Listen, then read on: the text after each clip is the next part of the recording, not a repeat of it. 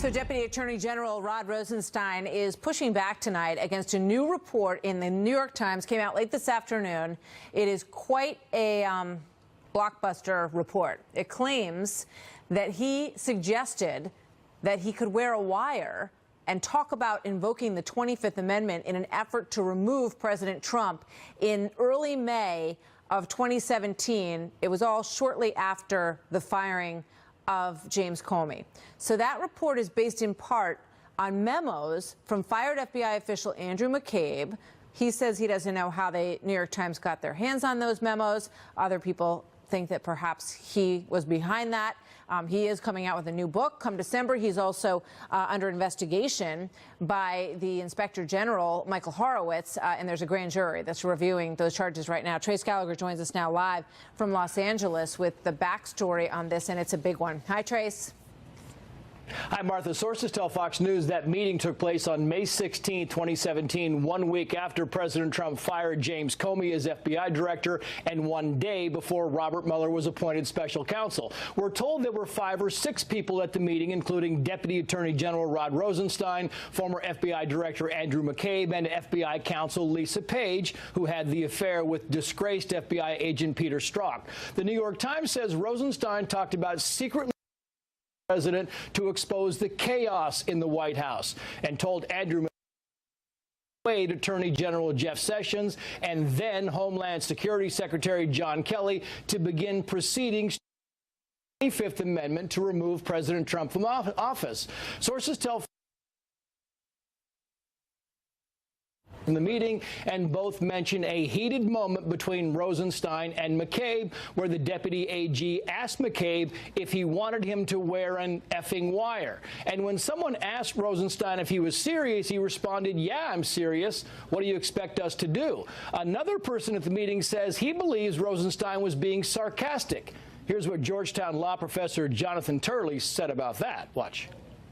Joking about recording the president or having him forcibly removed doesn't help your relationship either. I mean, you are now in charge of the special counsel investigation, technically. Mueller reports to you. There's a lot of things you can joke about. That probably wouldn't be one of them. But Rod Rosenstein says the New York Times story is factually incorrect, quoting, "I will not further comment on a story based on anonymous sources who are obviously biased against the department and are advancing their own personal agenda. But let me be clear about this. Based on my personal dealings with the president, there is no basis to invoke the 25th Amendment." The story also touched off speculation that this could be the tipping point for the president to fire Rod Rosenstein.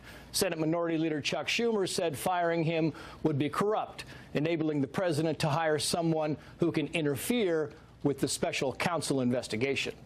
Martha. All right. Thank you very much, Trace. Joining me now, Howard Kurtz, Fox News media analyst and host of Media Buzz, Sundays here at 11 on FNC, and Jonathan Turley, constitutional law attorney and now a Fox News contributor. Welcome to both of you. Good to have you here tonight. I mean, you know, this story, as soon as it came out, there was a lot of buzz about what actually happened in the room. And the pushback from Rosenstein's side was that he was newly hired. He had, you know, sort of just gotten to know the people in this room. There was an aggressive stance from Andrew McCabe about pushing back against the president, and that Rosenstein basically was annoyed by the way that McCabe was behaving in the room and said, "What do you want me to do? What do you want me to do? You want me to wear a wire? Is that what you want me to do?" Something along those lines. Jonathan, when you listen to that and you think about the tension of that moment, that James Comey had just been fired not only days before, you know, take a look at the activity in that room, and what does it say to you? Well, what it says is it's a matter of interpretation, and that interpretation could have considerable consequences.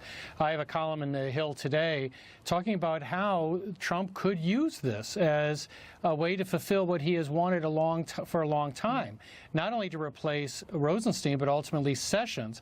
He could say that this is a case of insubordination, not obstruction, and go ahead and fire Rosenstein and replace him potentially with a person he wants to become ultimately Attorney General.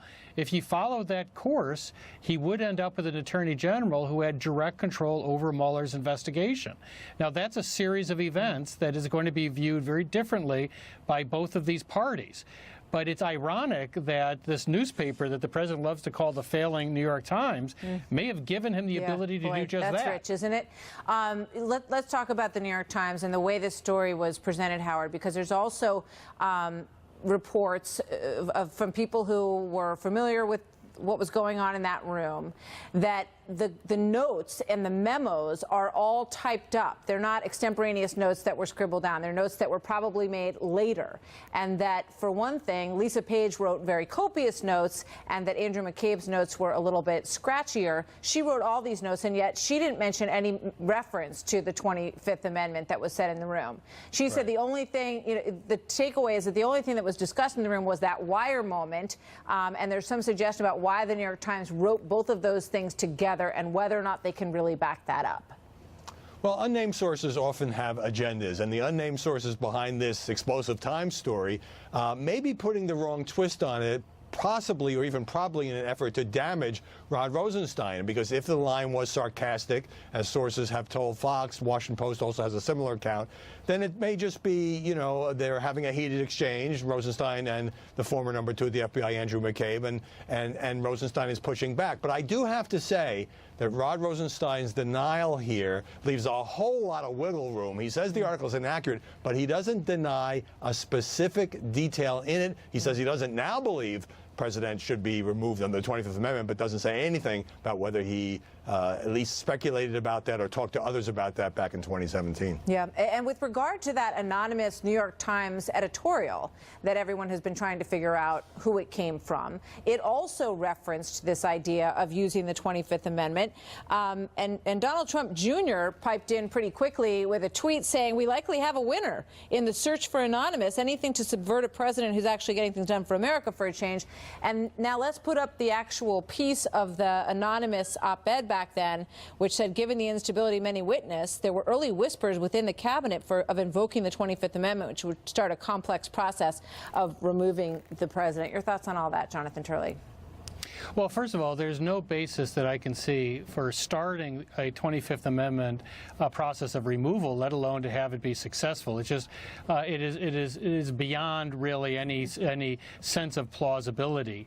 But in terms of picking out who's the anonymous source here, I agree with Howard. There's a lot of very weird fingerprints that are likely on this story. Someone leaked these memos, which may be classified. That could cause a serious issue with the special counsel or the Department of Justice. I don't know what their status may be, but there was clearly an agenda here. One possibility is someone wanted to trigger Trump to see if this would push him to firing Rosenstein. I don't believe he should fire Rosenstein. I don't believe he should fire Sessions because I think that would complicate this and it would be bad for the country. But this really does open up a pathway for him to say that this is really a case of insubordination. This fulfills the narrative I've been talking about, that there are people that are really not supporting me and are seeking to undermine me, and he could clean house. And that, of course, would change a lot of things. Howie. Look, I mean, President Trump detests Rod Rosenstein because he's the guy who appointed Bob Mueller. He's the guy who oversees the investigation the president considers an illegal witch hunt. But even if we get past the irony of him using the newspaper he distrusts to do that, I mean, it would set off an absolute political firestorm. So clearly, I think at least some of these sources would like to prod the president in that direction, but this would not be without a heavy political cost were he to get rid of the man, his own appointee, by the way, who is overseeing the Mueller probe. Fascinating. I mean, Shakespearean in its complexity, really. I mean, all the different people who could possibly want to have put this story out there. And the president's about to take the stage in a few moments. And my guess is that we're going to hear something about this. And he's also fired up about Brett Kavanaugh and speaking out about it in a whole different way today. So we're going to watch that.